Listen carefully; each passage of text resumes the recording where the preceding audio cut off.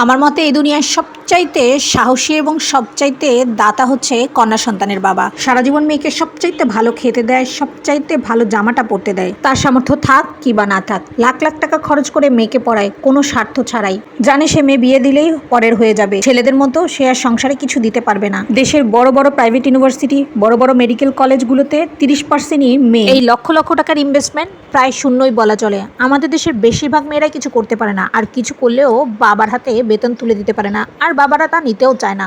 আমাদের মেয়েদের স্বপ্নগুলো যায় অন্যের বাড়িতে। ঈদ, পূজা, পার্বণে আমরা যেন একেবারে অসহায়, শুধু মোবাইলে স্ট্যাটাস দেওয়া ছাড়া আমাদের কিছুই করার থাকে না।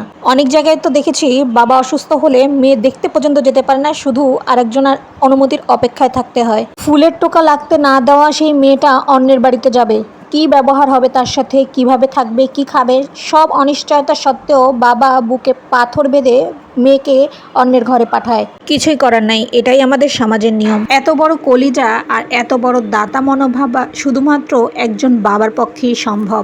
ভালো থাকুক সকল বাবারা।